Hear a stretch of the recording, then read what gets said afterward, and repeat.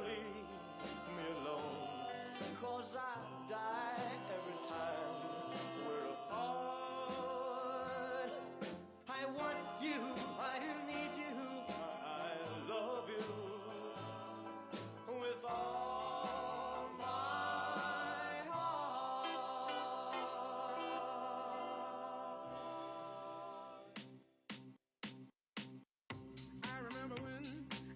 I remember when I lost my mind. There was something so pleasant about that place. Even your emotions have an echo in so much space.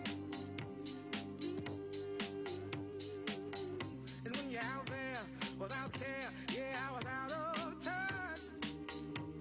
But it wasn't because I didn't know enough. I just knew too much. Does that make me crazy? Does that make me crazy? Does that make me crazy? Possibly.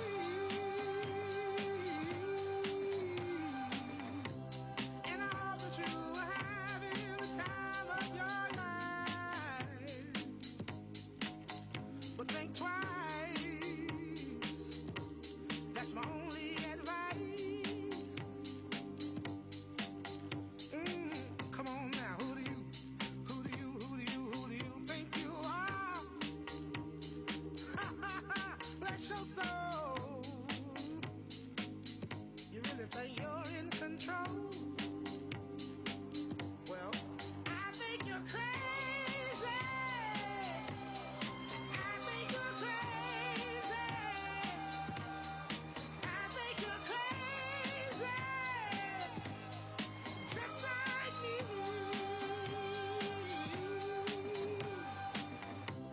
My heroes had the heart to live the lives I wanna live.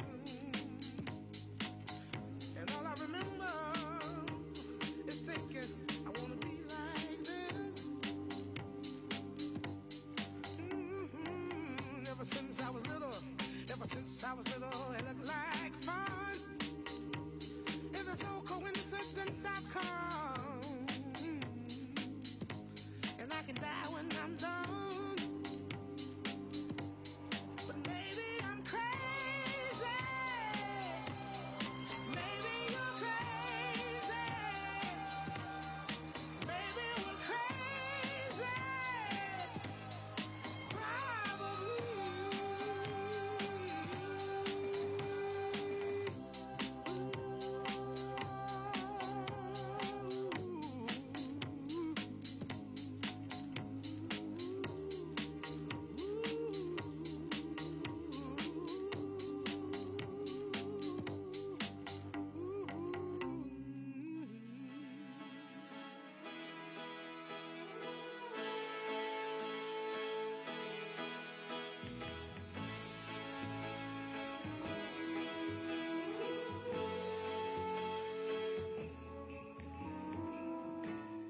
I may not always love you.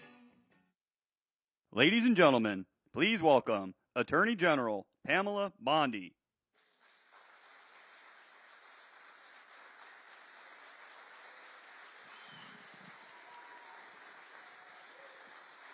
Hi, please be seated. Welcome to the Department of Justice. And I love our team. Todd Blanche, Emil Bovey, Kash Patel, soon to be Terry Cole, Gadi Saralta. Thank you all. We are going to fight to keep America safe again.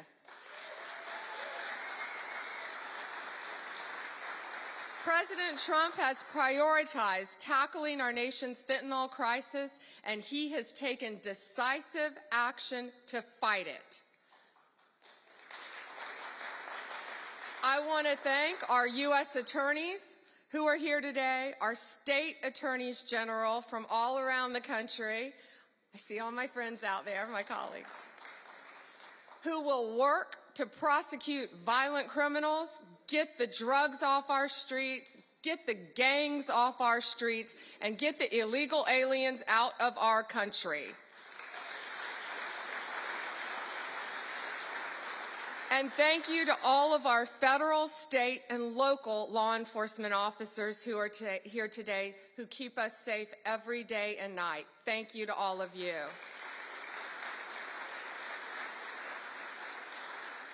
Today we have with us one of the most effective drug-seizing teams in the entire country. I said I wish I told them earlier, take them and put them in every major city in the country. Since January, they have saved millions of lives, taking drugs and illegal weapons off the streets of Boston. And Todd, they ask us for more U.S. attorneys. I told them we're on it. Could you all please stand? This is Boston's DEA strike team. Thank you all.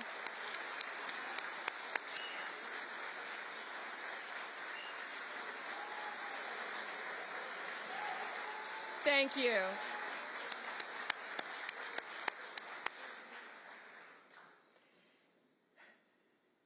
We also have two angel moms here today. Anne lost her son. He was 15. He thought he was taking a Percocet at school, and it was laced with fentanyl. And he was beautiful. And I'm so sorry.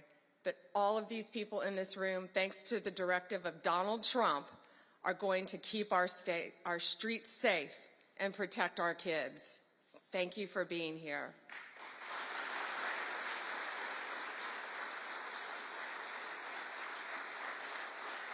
And Tammy's beautiful daughter, Kayla, was murdered violently by an illegal alien from El Salvador who should not have been in our country. And thanks to Donald Trump, they will all be deported very soon, thanks to his work, Homeland Security, and I say the unsung hero, Stephen Miller.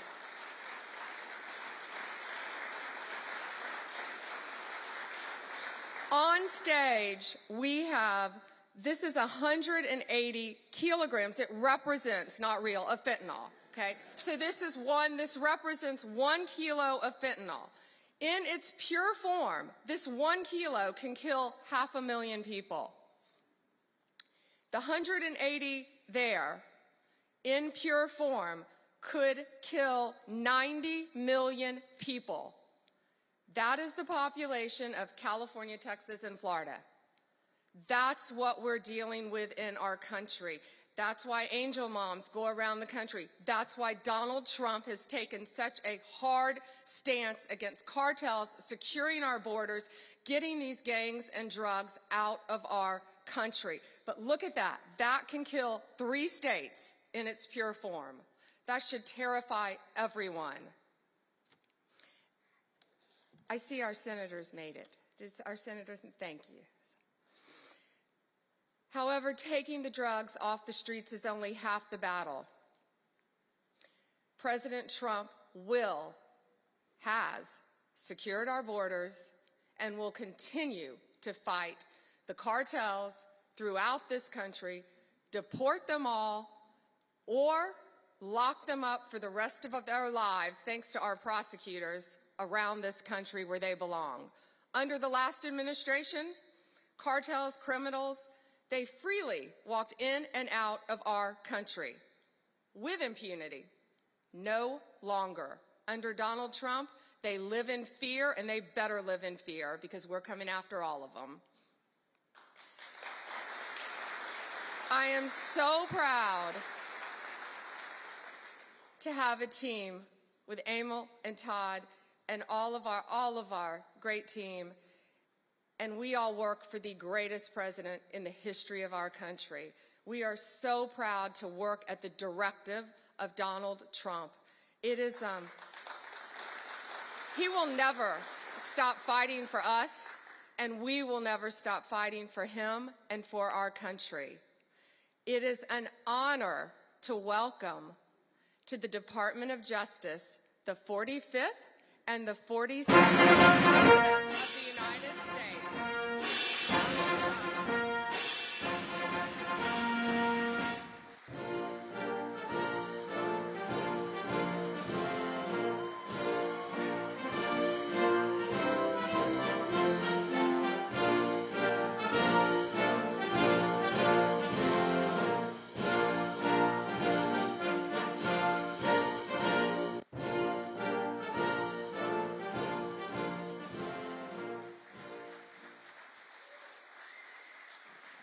Well, thank you very much. Thank you. Thank you, Pam, very much. What a job you're doing. And it's a true honor to be with you today. This is a storied hall, if there ever was one. And based on the crowd, I think we broke the all-time record. But as we begin a proud new chapter in the chronicles of American justice, this really is something. We're turning the page on 4 long years of corruption, weaponization, and surrender to violent criminals, and we're restoring fair, equal, and impartial justice under the constitutional rule of law. And you're the people that are doing it. Very, very proud of all of you.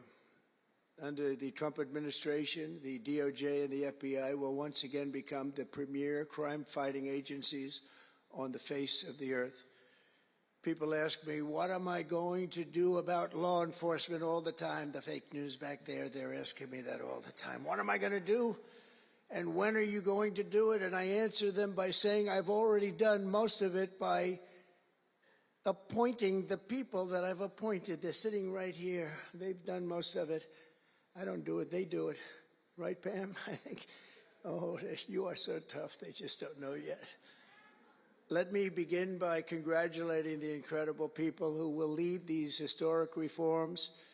And we start with somebody that you just saw, Pam Bondi. She's extraordinary, and I've known her very well for a long time.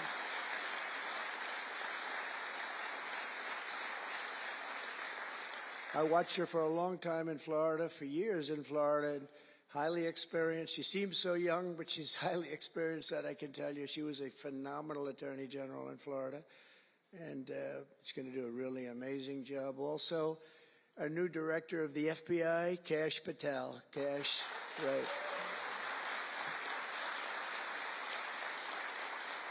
A man that I'm very proud of. I've known him and Emil for a long time under tremendous pressure. I saw these guys under some of the most corrupt judges. It's not even imaginable how corrupt they were. And these guys never wilted. They were not shy. They fought. They weren't afraid, and they were brilliant. Deputy Attorney General Todd Blanche and Principal Associate Deputy Attorney Emil Beauvais. And thank you both very much. Great people. They're great people. The Chief of Staff, who's so highly respected, Chad Mizell. Thank you, Chad. Chad? Thank you, Chad.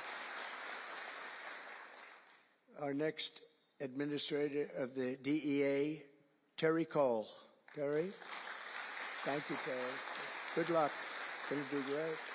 Senior counsel to the Assistant Attorney General for Civil Rights. Boy, I've been watching him on television last couple of weeks. He is really a tough one, and he's a great one. Leo Terrell, you watch how good he's going to be. He's going to be so good. Thank you, Leo. Great guy. Assistant Attorney General of the Antitrust Division, who's got an incredible reputation. She'll do very, very well. Gail Slater. Thank you, Gail. Good luck. Great job. Now, we're joined by many, many great friends and terrific friends, and I won't be able to, too many to name, but some that I just see very quickly. General Flynn, thank you for being here. Here's a man who went through hell, by the way, and he shouldn't have. He's a patriot. He went through hell. We're also pleased to be joined by Senator Chuck Grassley and House Majority Whip. Where's Chuck? Hi, Chuck. House Majority Whip Tom Emmer. Tom, great job you're doing. Representative Guy Reschenthaler, one of the toughest names to say, but I got it perfectly, I think. And State Attorney General Ken Paxton, thank you very much. Thank you very much. Somebody who was with us early on, and she's really become a big star and very popular, Brenna Bird. Thank you, Brenna. Thank you very much. Steve Marshall, Alan Wilson, James Othermeyer, Chris Carr, Dave Sunday, Marty Jackley, as well as White House Deputy Chief of Staff, Stephen Miller. What a man Stephen is. Become a big star. Right, Emil? Steve Miller. Steve has been something very special. For generations, the Federal Department of Justice was one of America's most revered institutions. The men and women of the DOJ brought down the mafia, hunted down the killers, kingpins, and spies, tracked down terrorists and traitors, and tore down corrupt political machines all across America. This department commanded the respect and admiration of the entire world. And with Pam and Cash and all of the people I introduced and far more, big numbers, and all of you sitting back there, I recognize so many of you. But with you leading the way, it'll soon be the most admired and most respected of all. You're going to be more respected, and I really believe that there's also a lot of things to solve, a lot of problems to solve. But that's going to put you in the upper tier and maybe the top tier, and I believe that's going to happen. I'm so proud of the people in this room. But first, we must be honest about the lies and abuses that have occurred within these walls. Unfortunately, in recent years, a corrupt group of hacks and radicals within the ranks of the American government obliterated the trust and goodwill built up over generations. They weaponized the vast powers of our intelligence and law enforcement agencies to try and thwart the will of the American people. You remember the 51 intelligence agents that said, as an example, that Hunter Biden's laptop from hell came from Russia, when they knew it came right from his bedroom. They knew that. It was a big lie, and they knew it so well. They spied on my campaign, launched one hoax and disinformation operation after another, broke the law on a colossal scale, persecuted my family, staff, and supporters, raided my home, Mar-a-Lago, and did everything within their power to prevent me from becoming the President of the United States. With the help of radicals like Mark Elias, Mark Pomerantz, and these are people that nobody's ever seen anything like it. So many others, but these are people that are bad people, really bad people. They tried to turn America into a corrupt, communist, and third world country. But in the end, the thugs failed and the truth won. Freedom won, justice won, democracy won, and above all, the American people won. There could be no more heinous betrayal of American values than to use the law to terrorize the innocent and reward the wicked. And that's what they were doing at a level that's never been seen before. And it's exactly what you saw with Joe Biden, Merrick Garland, and their cronies to do the building of the last 4 years. What they've ripped down is incalculable. But what you're going to build up is likewise something that will be breaking all sorts of records. They set loose violent criminals while targeting patriotic parents at school board meetings. They dropped charges against Antifa and Hamas supporters while labeling traditional Catholics as domestic terrorists. The Catholics, we did very well with the Catholic vote, so I want to thank them for that. They really did, record numbers. I would say, what's with the Catholics? They're really after the Catholics, so I don't know. They were after a lot of people. Maybe they didn't even know why. They imported illegal alien murderers, drug dealers, and child predators from all over the world to come into our country while putting elderly Christians and pro-life activists on trial for singing hymns and for saying prayers. They went to jail for that. Our predecessors turned this Department of Justice into the Department of Injustice.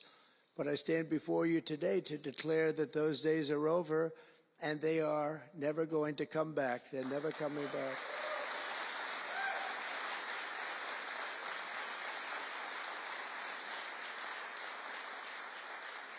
So now, as the chief law enforcement officer in our country, I will insist upon and demand full and complete accountability for the wrongs and abuses that have occurred. The American people have given us a mandate like few people thought possible. We won every single swing state. We won the popular vote by millions and millions of people. We won districts 2,750. Think of that, 2,750 districts compared to 505. So we want it at levels that have, I don't believe, ever seen before. That's the one where you see the map of the United States and it's all red. Red for Republican, not for communist. Red for Republican. They would like it to turn red for communist, but it didn't work out that way.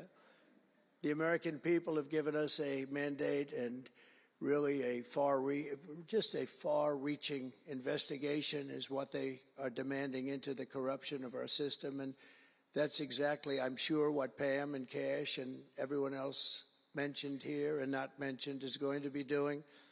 We will expel the rogue actors and corrupt forces from our government. We will expose and very much expose their egregious crimes and severe misconduct, of which was levels you've never seen anything like it. It's going to be legendary. It's going to also be legendary for the people that are able to seek it out and bring justice. We will restore the scales of justice in America, and we will ensure that such abuses never happen again in our country. And that's why on day one I signed an executive order banning all government censorship and directing the removal of every bureaucrat who conspired to attack free speech and many other things and values in America. My administration stripped the security clearances of the disgraced intelligence agents who lied about Hunter Biden's laptop from hell. We revoked the clearances of deranged Jack Smith, Alvin Bragg, Letitia James, and the crooked law firms that aided their partisan persecutions. And I went through it. These are state and city courts, and the corruption is unbelievable. We also terminated the clearances of the Biden crime family and Joe Biden himself. He didn't deserve it. In fact, he was essentially found guilty, but they said he was incompetent, and therefore let's not find him guilty, I guess. Nobody knows what that ruling was, but I didn't want any part of it. I think I would have rather been found guilty than what they found with him. They said he didn't know what the hell he was doing, and therefore he's let him go. I said, you know, I'd rather be convicted, Pam, I think, than that. That was not good. I said, please convict me, don't say that. I pardoned hundreds of political prisoners who had been grossly mistreated. We removed the senior FBI officials who misdirected resources to send SWAT teams after grandmothers and J6 hostages. And it was a great honor for me to fire, I will tell you this, a great honor to fire James Comey. A great, great honor. That was nothing. There was no better day. A lot of people said, oh, that's too bad you did that. And they said that's going to be, and you know what? A year later, they said that actually saved the administration because a level of corrupt things that we learned after that turned out to be that they were doing, in fact, really bad things. He was a terrible person, did terrible things and persecuted people, and all in the guise of being an angel, but he wasn't an angel. We created a brand new DOJ task force and anti-Christian bias. And under Director Patel, we're getting the FBI agents out of the headquarters in Washington, D.C., and back on the streets in pursuit of dangerous criminals where they belong and where they want to be.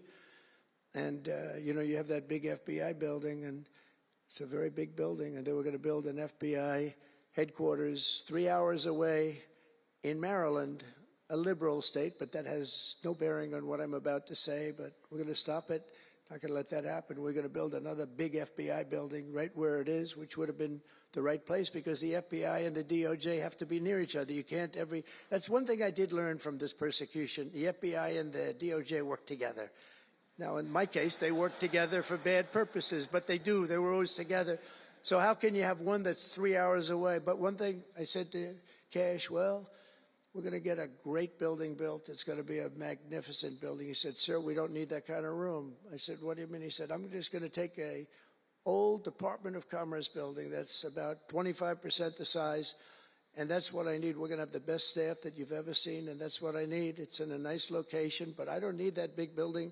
Why don't you just sell the site to somebody, and we're going to be very happy. And they want to have far fewer people, but we also want to have them in D.C., and if for no other reason, we like having law enforcement walking the streets of our capital, because when the bad guys are out there and they see there's an FBI agent, that's the ultimate in law enforcement, and they're not going to be acting so bad. We're cleaning up our city. We're cleaning up this great capital, and we're not going to have crime, and we're not going to stand for crime, and we're going to take the graffiti down, and we're already taking the tents down, and we're working with the administration. And if the administration can't do the job, we're going to have to take it back and run it through the federal government. But we hope the administration is going to be able. So far, they've been doing very well. The mayor's been doing a good job. We said there are tents galore right opposite the State Department. They have to come down, and they took them down right away.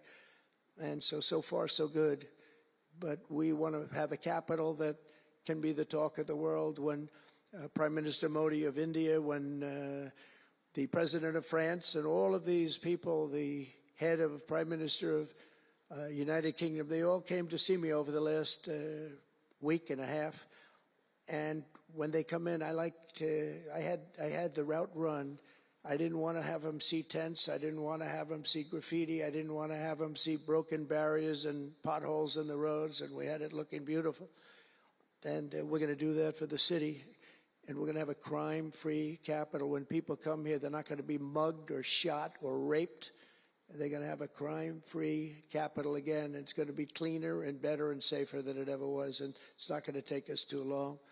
There's a new phenomena that is taking place with these violent, vicious lawyers that we have all over. They play the ref. You know what playing the ref is? Like the great Bobby Knight, basketball coach. He'd scream and scream at the ref. He'd scream. I watched it. By the way, I love Bobby Knight because he endorsed me.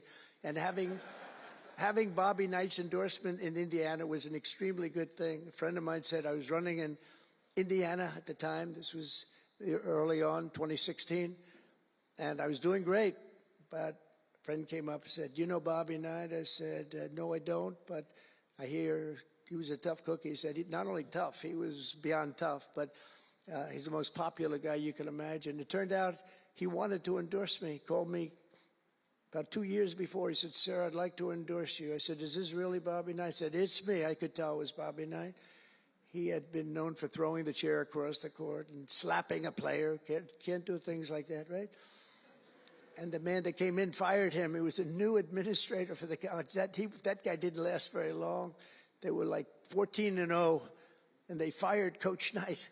That was not good, but he had a little chip in his shoulder. But he loved Trump, and he came in, and he said, I'd love to endorse you. He said, if you ever run, please call me. So he said, do you know Bobby Knight? I said, well, I don't know, but he called me a couple of years ago. It was an amazing phenomenon. I took his number, and on each side of my desk in New York, I had stacks of paper, like nice and neat, but about 2 feet high each.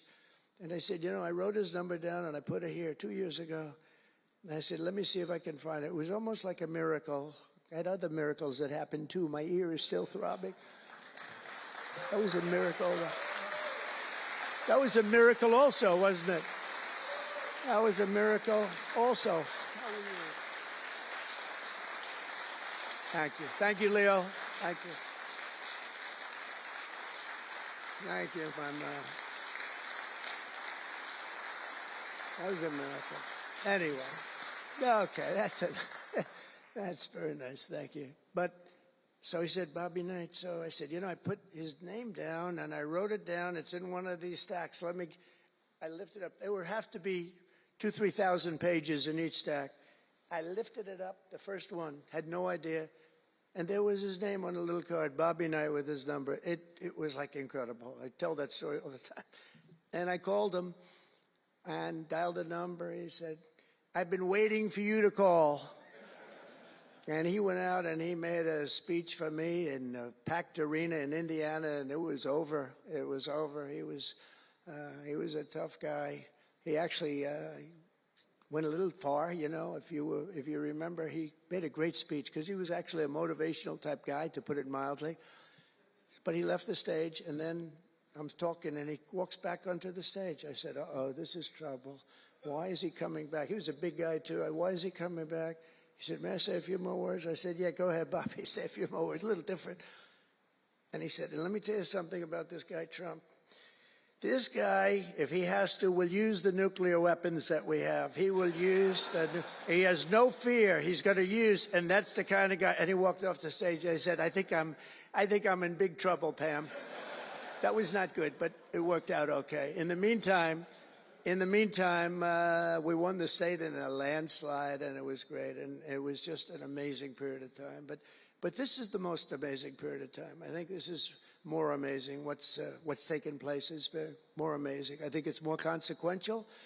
And if we do the job, you know, one of the big media outlets said what we did was the most consequential election in the last 129 years. Well, if we do the job that we're all capable of doing, I think it's going to prove to be that and then some. And that's what we want to do. We have a real big shot at making this country so great, so great. What happened to our country was so sad. What they've done in 4 years to our country with the borders, with Afghanistan, the most embarrassing period of time, allowing the Russian situation, was never going to happen, with Ukraine.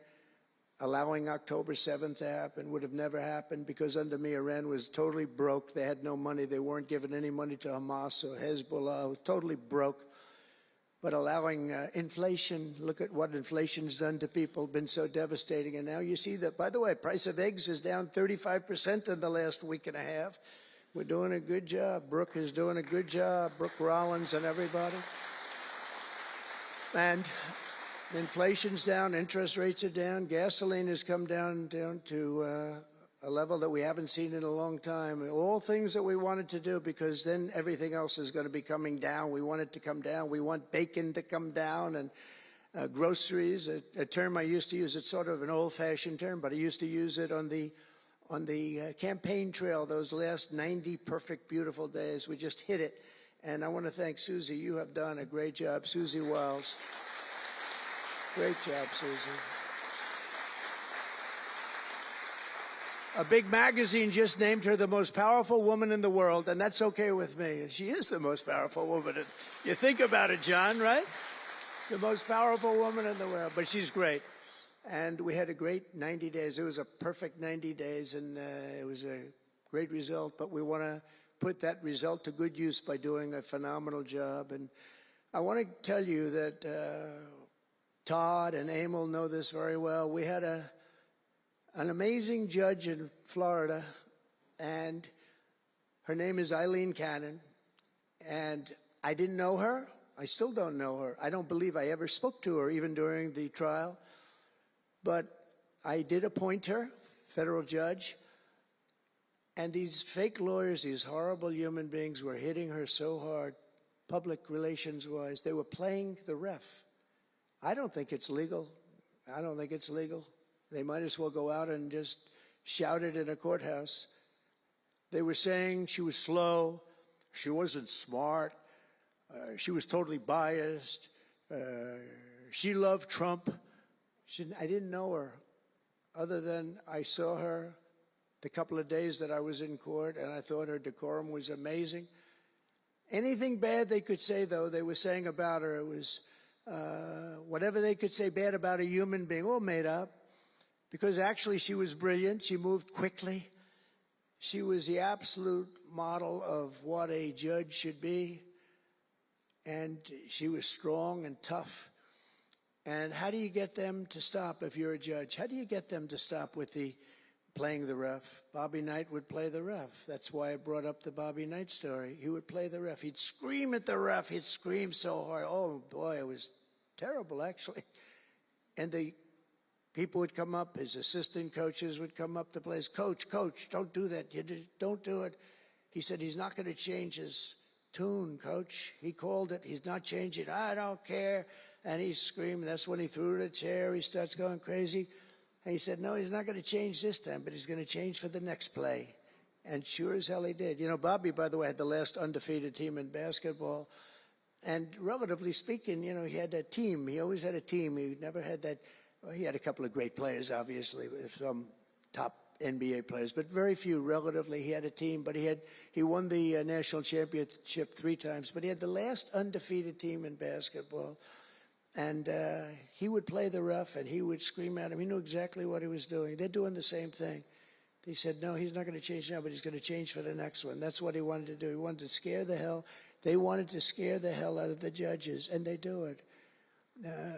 And how do you stop it if you're a judge? Because you want to go home, you have a family, you have children, and the New York Times will write whatever these people say, and the Washington Post, and the Wall Street Journal, and MSDNC, and the fake news CNN, and ABC, CBS, and NBC, and they'll write whatever they say. And what do you do to get rid of it? You convict Trump. All you have to do is be really tough on him and ultimately convict him, and they leave you alone. It's totally illegal what they do. I just hope you can all watch for it, but it's totally illegal. And it was so unfair what they were doing to her. But they do it all the time with judges. But in her case, she was very courageous, and it only made her angry. Wouldn't you say? It just made her angry. She didn't like it. A lot of them say, oh, please don't say that about me. My family, what's my husband going to say? What's my wife going to say, or my kids? Please don't say that. And it had absolutely no impact on her. And the case against me, which was a case, I will not use a bad word. I promised my wife I would never use a bad word, so just a little bad. The case against me was bullshit. And she correctly dismissed it. She correctly, look at Emil, he's looking, that's interesting. But these two guys were warriors. You got a warrior here. You got two warriors, I can tell you that. You got a whole bunch of them. But, and they wouldn't quit. They wouldn't take no for an answer. They just wouldn't quit. These two people right up here, and some others that are involved with it indirectly. And what the lawyers do is they're doing it to the Supreme Court justices, hoping that they'll be overcome by the horrible things they say about them. They say things about Supreme Court justices and judges that are just horrible. They're playing the ref. Remember the way they treated Justice Thomas and Justice Alito and Justice Kavanaugh, Justice Gorsuch. Chief Justice Roberts gets treated unbelievably badly, and they're hoping that they can sway them to go along because, again, what do? They're humans. You know, like it would be wonderful if everybody was just a perfect computer machine, but they're not. They're humans, and they don't want to be accused of many, many things, including gross incompetence. They don't like it, and they don't want it. There's not much they can do about it. You know, they're in a position they can't really fight back really very well. And so what they do is sometimes they get weak. I would say a majority, maybe, of the times. That's why I'm so impressed with Judge Cannon in Florida, how strong she was, how she held up. It actually made her more resolute than anything I've seen. I mean, it was amazing because they were hitting her so hard. It was so sad to watch this. But it's sad what they do to other judges. It's very sad what they do to the Supreme Court. And a lot of the judges that I had, if you look at them, they take tremendous abuse in the New York Times and the Washington Post, all of the different networks. They take such abuse. And honestly, very simply, they're afraid of bad publicity. They don't want bad publicity. And it's truly interference, in my opinion, and it should be illegal, and it probably is illegal in some form. There's no difference than speaking to a judge or shouting to a judge or doing whatever you have to do in a courthouse. They're doing it behind the back. They're usually doing it anonymously. They're saying anonymously, off the record, the judge is no good, but everybody knows where it's coming from. And it's totally coordinated. It's a campaign, and it's by the same scum that you have been dealing with for years, like guys like Andrew Weissman, deranged Jack Smith. There's a guy named Norm Eisen. I don't even know what he looks like. His name is Norm Eisen of Crew. He's been after me for 9 years. Now, Crew is a charitable organization. And the reason I'm saying this, Todd, is I'm only going to get one chance to say this. But these are bad people. I don't know who he is. I don't know what he looks like. But everything I read is Norm Eisen of Crew. And Crew is a charitable organization. And that's a political thing. His sole life is to get Donald Trump. And he's been vicious and violent. and he's trying, and he probably had pretty good success over the years. But with me, how did he do? I think I'm president. Am I here because I'm president? But we had to take all of that abuse, even during the trials. We had to take tremendous abuse, like, you know, these wonderful guys. They're not legitimate people. They're horrible people. They're scum. And you have to know that. And you're going to have these cases where you can't allow yourselves to be deflected. You just can't let it happen. You have such a higher calling. And I believe that CNN and MSDNC, who literally write 97.6% bad about me, are political arms of the Democrat Party. And in my opinion, they're really corrupt and they're illegal. What they do is illegal. It makes no difference how big a victory I had. I can have the biggest victory in history. It makes no difference what kind of a failure the other side has. These people are going to go after me. And I said it during the other night, during the big speech on Tuesday night. I said about Democrats, and I don't like that. I have great respect, by the way, for what Schumer did today. He went out and he said that I'm going to have to vote with the Republicans because it's the right thing to do. I couldn't believe what I heard. But, you know, I think he's going to get some credit for it. I think, let's see what happens tonight with the big vote as it comes. But these networks and these newspapers are really no different than a highly paid political operative. And it has to stop. It has to be illegal. It's influencing judges, and it's really changing law, and it just cannot be legal. I don't believe it's legal. And they do it in total coordination with each other. And everything we do, we're restoring law, restoring order, and restoring public safety in America. That's what we want to do. And we're bringing honor and integrity and accountability back to the highest levels of the FBI, DOJ, and throughout our government. We're bringing our country back faster than anyone ever thought possible. We're working so hard at doing it, and we want fairness in the courts. The courts are a big factor. The elections, which were totally rigged, are a big factor. We have to have honest elections. We have to have borders, and we have to have courts and law that's fair. Well, we're not going to have a country. Crooked Joe Biden got us into a real mess with Russia and everything else he did, frankly, but he didn't know about it, and he, generally speaking, signed it with auto pen. So how would he know? That auto pen is a big deal. I don't know. You know, they're having who's doing this? So when my people come up, Will and all of the people, Steve, they come up and, sir, this is an executive order. They explain it to me, and, you know, 90% of the time I sign it. 99% of the time I say do it. But they come up and I sign it. But you don't use auto pen. It's, number one, it's disrespectful to the office. Number two, maybe it's not even valid because, you know, who's getting him to sign? He had no idea what the hell he was doing. If he did, all of these bad things wouldn't be happening right now. But we're going to get you back into a great position, and we've already started. They say that we had the most successful first month of presidency. Not a long time, but it's still a lot.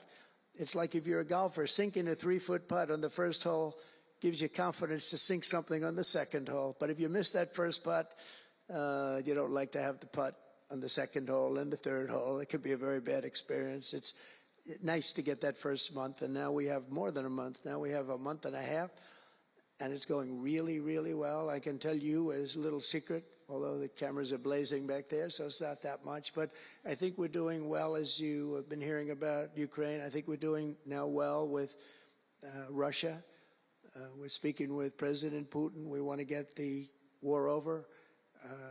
Not only have we spent maybe $350 billion to Europe's, think of that, $350 billion to $100 billion, and yet we're across the ocean far away, so it shouldn't have been that way, but Biden let that happen too. And we're getting a deal where we're going to get that back, but much more importantly are the lives that we're talking about. On average, 2,000 young people are being killed every single day. Now, they're not from here. They're from nowhere close to here, but they're young people. They're human beings, and they have parents. They have sisters and brothers, the mothers and fathers, the friends and the families and the towns where they grew up. And they're losing, on average, 2,000, even 2,500 a week.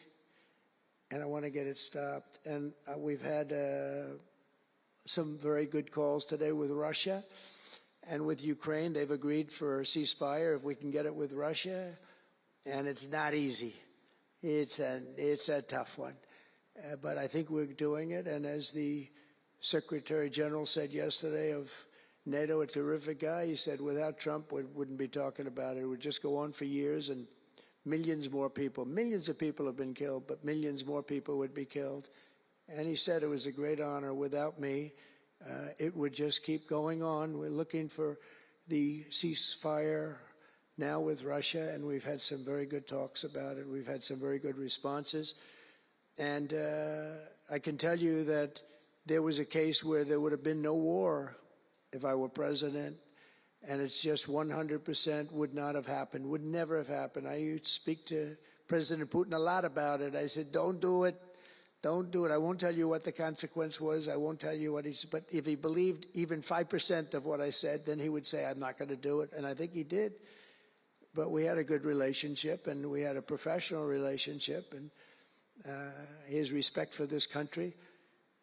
And I think we've had some very good results. So, you know, I haven't been able to say that to anybody else. I haven't wanted to say it until just before I came here. I got some pretty good news. So, but we have to see what happens. It's still a long way to go. The fighting is unbelievable. Russia has a large group of Ukrainian soldiers, as we speak, surrounded and in grave danger. They've been able to surround them. They're in grave danger. Biden should have never let this war happen. First of all, you don't want to pick on somebody that's a lot larger than you, even with the money. There's a lot of money that we gave them and a lot of equipment. We make the best military equipment in the world, but even with all of that, it's unbelievable. Right now you have a lot of Ukrainian soldiers that are encircled and in grave danger, and I've asked them not to kill those soldiers, please, not to kill those soldiers. We don't want them killed. It's such a shame to see what's happened. A thing like that would have never happened. Inflation would have never happened. October 7th would have never happened. Israel, Iran had no money. They were totally broke. Think of it. They had no money to give to anybody. They were totally broke. And within a short period of time, as soon as Biden came in, he took out all the sanctions.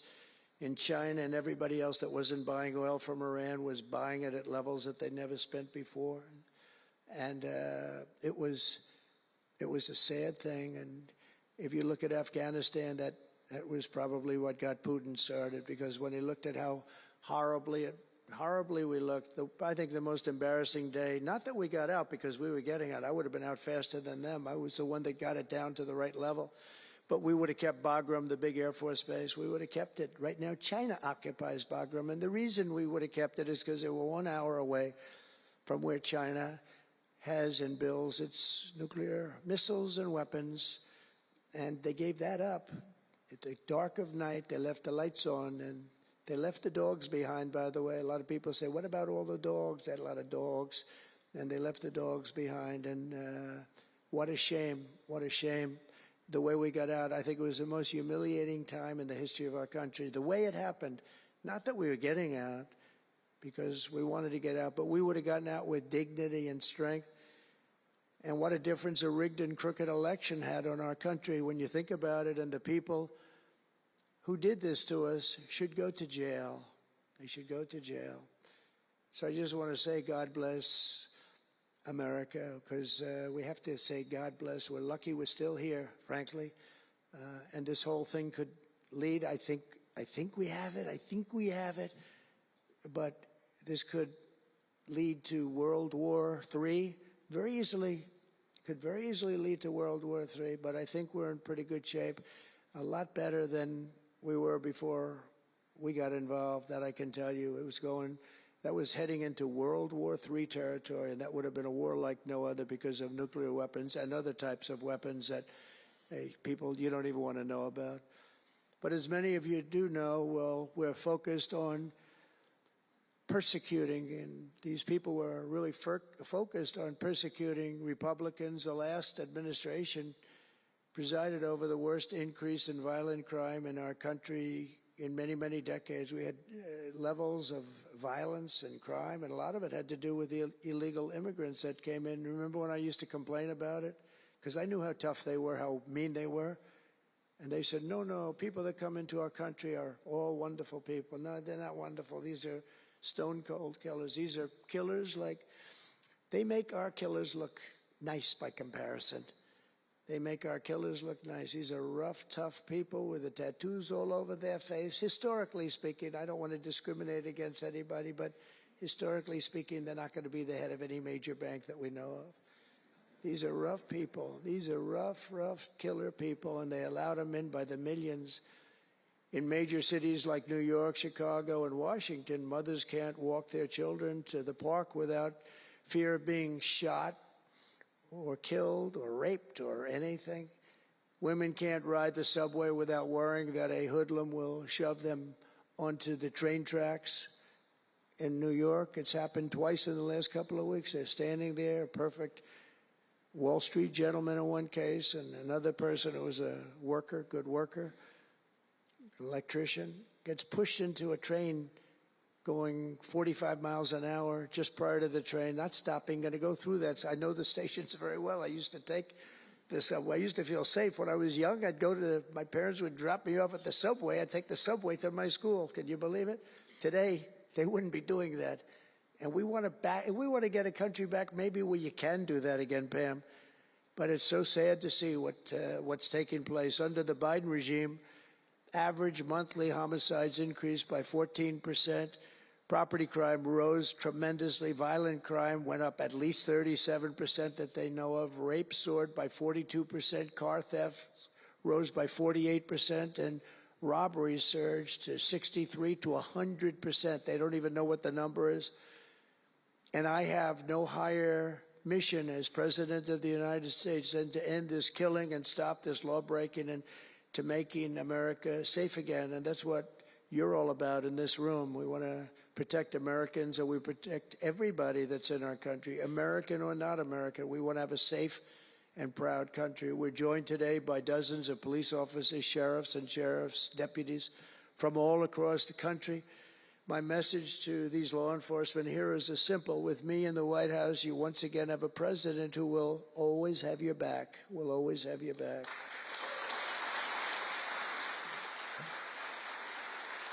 Thank you, fellas.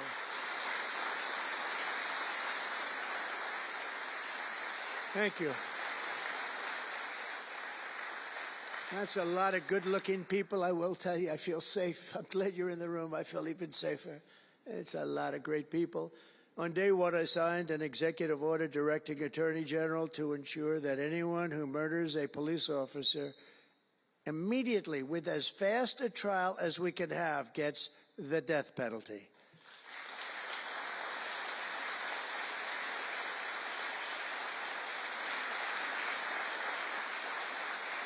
And last month, I fired all the radical left pro-crime U.S. attorneys appointed by Joe Biden. There were so many that were bad. And I know there were some that were probably very good, but there were so many that were so bad and so evil, so corrupt.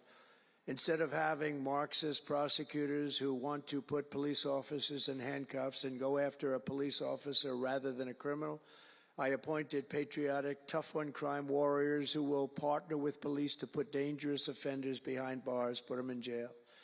We're fully reviving 1033 program to provide state and local law enforcement with surplus military equipment that we have so much of it. I did it in my last administration, and I remember Obama wouldn't do it. He wouldn't do it before me, would not do it, because he thought it made them look too strong, too military. I said, no, that's what I want them to look like. I want them to look strong. And it was protective, defensive equipment. We had billions of dollars. I gave it out, and now I'm going to have a chance to give it out again. They didn't want to do it with Biden, and Biden didn't know why. I didn't, if they would have asked him, he wouldn't have been able to answer the question. He could never answer a question. They said my press conference yesterday was longer than all of Biden's press conferences put together for the last 4 years. And I don't know if that's true, but it was close. And perhaps most importantly, we're securing our border and repelling the invasion of America. We have, you see the numbers have come down. So, and Tom Homan and Christie were have been incredible. Kristi Noem, Secretary, she's done great. And Tom Homan is, I don't know if Tom Homan's here, but wherever he may be, I think he's chasing people out of our country. If he was here, I'd almost be disappointed. What are you doing, Tom? But he's a fantastic guy, and he's a brave guy. Over the past 4 years, other countries emptied out their prisons and jails, mental institutions, and insane asylums, and sent the killers, drug smugglers, and bloodthirsty inmates from the filthiest dungeons of the world straight into the USA. And open border. We had an open border policy. Anybody could come in, no matter what you were, no matter where you came from, no matter what you looked like, no matter what you were doing, no matter what you did, no matter how many people you murdered, you could come right into our country. We have murderers right now walking the streets. We're joined today by Tammy Nobles, whose 20-year-old daughter, Kayla, was attacked in her home 3 years ago, horrifically assaulted and strangled to death by an illegal alien MS-13 monster set loose into our country under the open border Biden regime. Kayla was one of countless American victims ripped away from their families by the open border policies of that administration. And we're also joined by Kayla's stepfather, Jeremiah, and several other courageous angel families here today. And I'd love you to all just stand up and take a bow, because you are incredible people. Please. Thank you.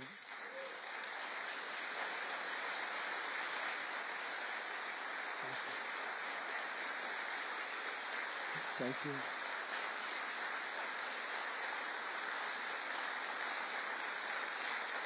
Thank you very much. Thank you. But I want you to know that we are working every day to expel these savages from our country and ensure that what happened to your loved ones will never happen again. So their legacy is going to be a great one. Thank you all very much. We appreciate it. On day one of my administration, I declared a national emergency on our southern border. In our first full month in office, we achieved the lowest level of illegal border crossings ever recorded, okay? Even lower than 4 years ago. For years, Democrats and the media kept saying that we needed new legislation. We had to have new legislation. We needed it immediately, and I never had legislation, and I had the best border in the history of our country for almost 4 years. And by the time I got out, we had the lowest numbers ever. My favorite chart of all time was brought down that day. And on that chart said we had the lowest numbers ever. But it turned out that we really didn't need new legislation. All you needed was a new president.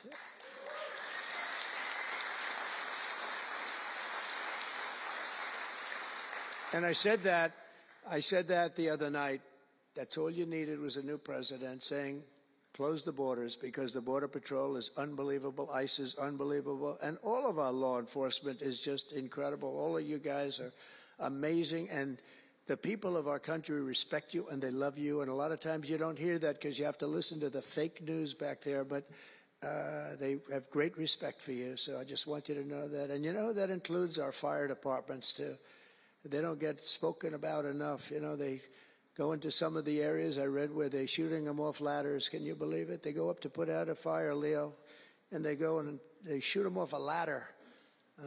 It's just unbelievable. These firemen and women are incredible. So I want to put them in the same category because they're just incredible. I also like that the fact they voted for me like at 94%. So I have to mention them. I have no choice, right? But the truth is they're phenomenal people. The law enforcement, fire, everybody, they're phenomenal. Basically first responders, because that's what they are. They're first responders. And we're ending the migrant occupation of America. And what we're doing now is we're liberating our cities and our suburbs and our towns. And you see a big difference. I'm getting calls all the time from even leaders of other countries saying, sir, the whole world feels liberated now.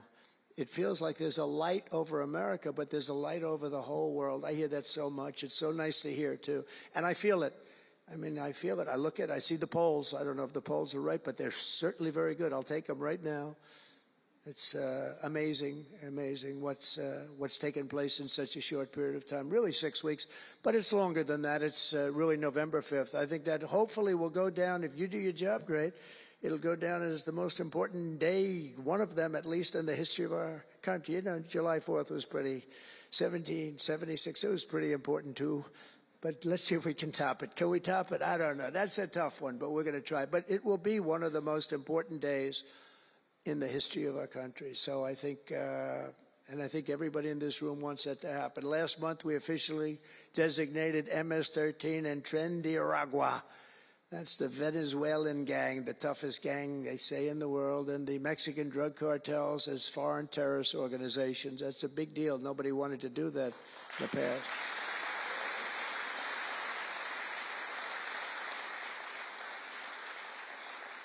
And by the way, we've caught hundreds of them, the Venezuelan gang, which is as bad as it gets. And you'll be reading a lot of stories tomorrow about what we've done with them.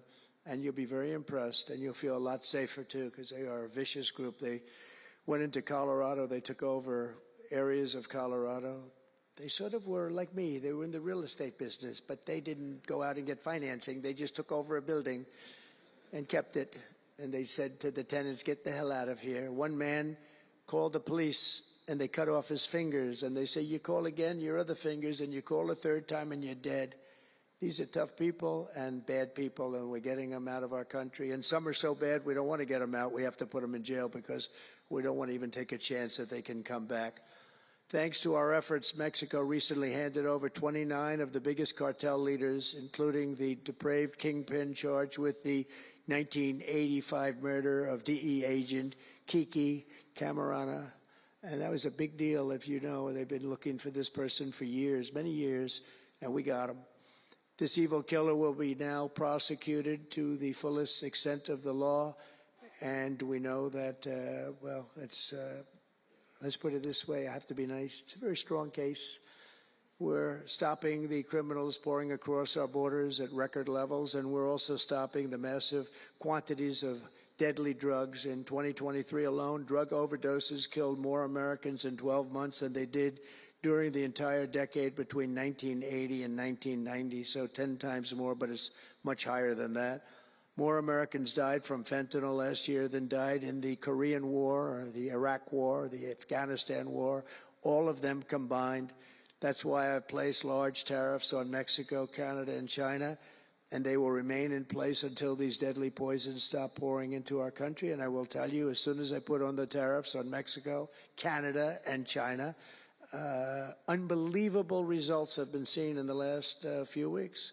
Unbelievable results. They weren't happy about it. You probably read they weren't happy, but they are working like hell to end it. They weren't working very hard before I did that. With us today is a brave mother and advocate, Ann Fundner, who lost her beautiful 15-year-old son, Weston, to fentanyl. And Ann, if you would, I'd like to ask you to come up and say a few words, please. Thank you.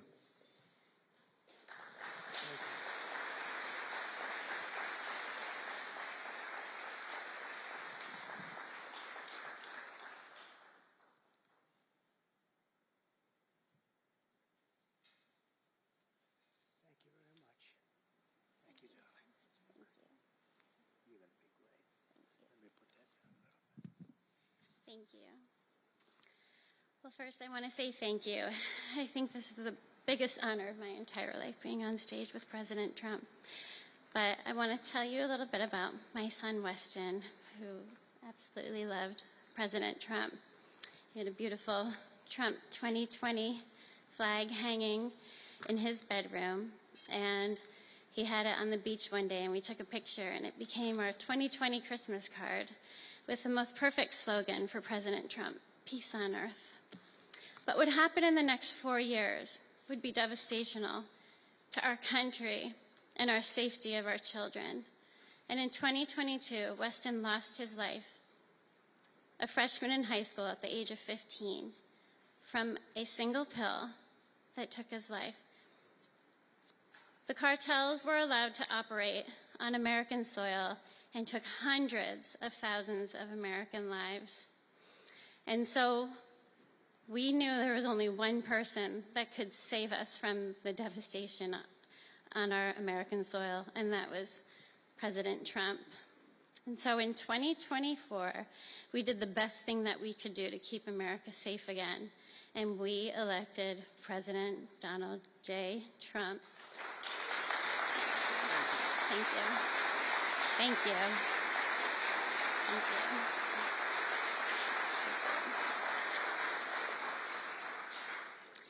you. Thank you. And he's done everything that he has promised. We have a 98% decrease in border crossings. And he has labeled the terrorist cartels terrorist organizations. And he has instilled tariffs because there is no price on human life.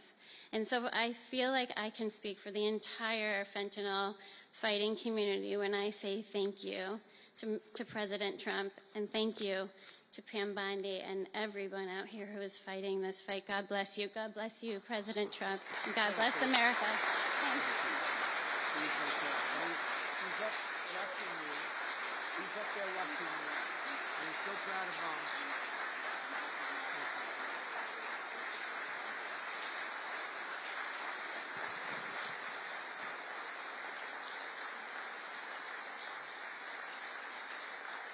Thank you, Ann, very much.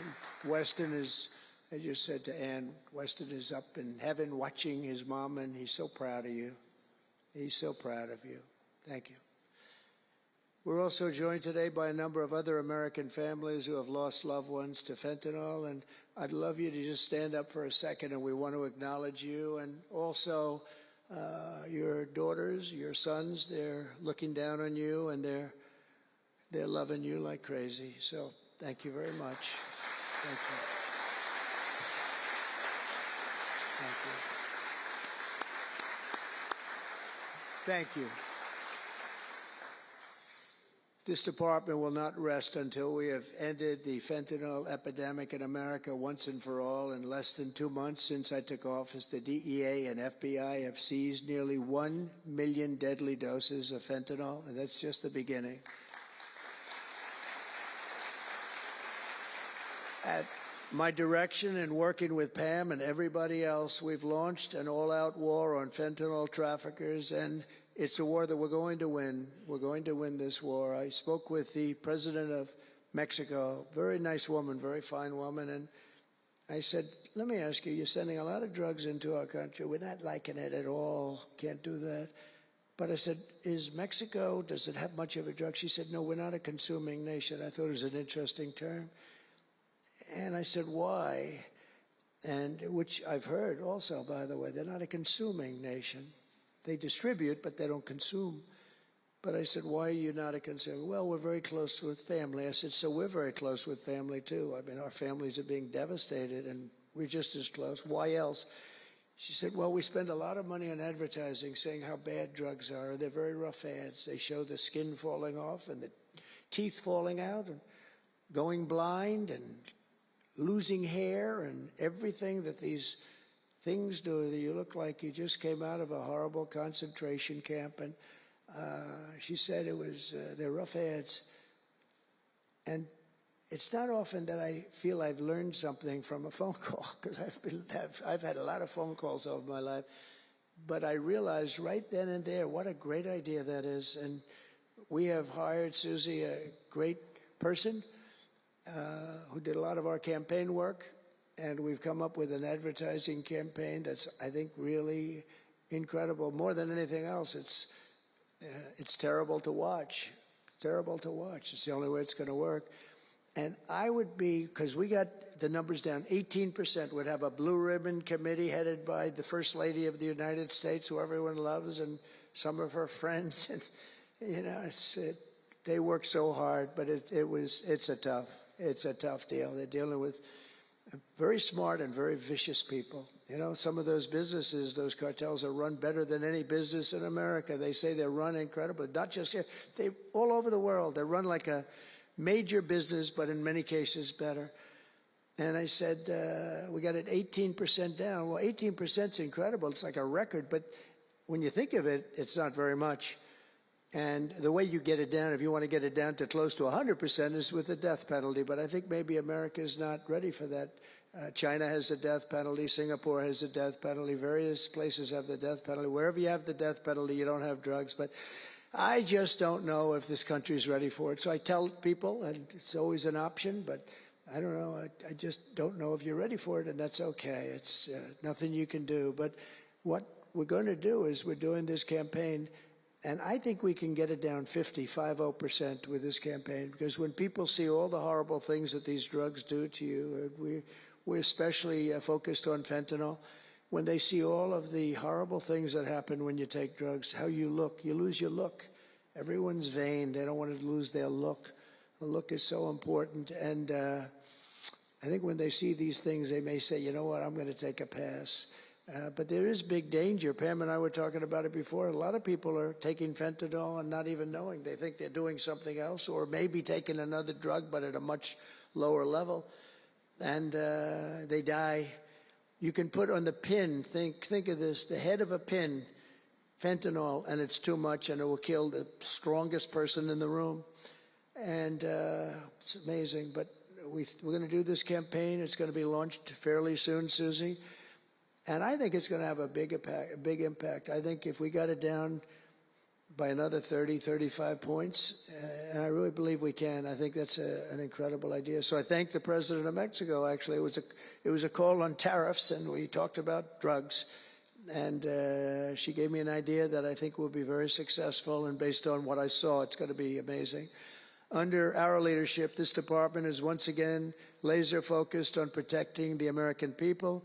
We're defending our borders, our streets, our children, and our good, really God-given, this is God-given rights and liberties once and for all. We're going to defend our country, and we're going to defend our rights. Etched onto the walls of this building are the words English philosopher John Locke said, "Where law ends, tyranny begins." And I see that, and I saw it over the last 4 years when somebody was allowed to attack viciously with this department and the FBI. His political opponent, how did that work out? Didn't work out too well, but it wasn't pleasant. It wasn't pleasant. I was attacked by a political opponent, and probably it helped that I was attacked more than anybody in the history of our country. Alphonse Capone, the great Alphonse Capone, legendary, Scarface, was attacked only a tiny fraction of what Trump was attacked. And maybe it worked out well. I don't know. If I had to give it up, I probably wouldn't, but only because I've gone through it. But I wonder what the difference would be. Maybe they helped get me elected by those margins, the big mandate that we received. But you can't go after your political opponent. Nobody's ever seen anything like it, actually. And hopefully they won't see anything like it. But now, with the return of law and order, the entire world is witnessing the triumph of American justice and American freedom. That's why we're here today, gathered with people that have love for our country. In the coming years, we will revive the storied legacy of this department, and it's happening right now. You can feel it. And rekindle the spirit of the great lawmen and legal lions of the past, Americans like Wyatt Earp, Elliot Ness, Frank Hammer, Rudy Giuliani. Rudy Giuliani had to suffer greatly. He's the greatest mayor in the history of our country. He had to suffer greatly. Ed Meese, Antonin Scalia, Robert Jackson, and Robert F. Kennedy. We will rebuild pride in our institutions. We will restore the prestige of this great department, and we will bring back faith in our justice system for the citizens of every race, religion, color, and creed. And I want to just tell you that this has been a great honor. I was asked to do it, and I said, is it appropriate that I do it? And then I realized it's not only appropriate, I think it's really important. And I may never do it again. I may never have another chance to do it again, because this is something that I'm leaving to the greatest people I know, the best people, the smartest people, the toughest people I know. And they're going to do an incredible job. And it's an honor for me to have won this election so that I can appoint these people to do their job, and they're going to do it like you have never seen. So I just want to wish all of you good luck. It's going to be an interesting journey. Not going to be easy, but you're going to win. You're going to win, win, win, and fight, fight, fight. And it's going to end up being a tremendous result for this country. So thank you all very much. God bless America. God bless you all. Thank you.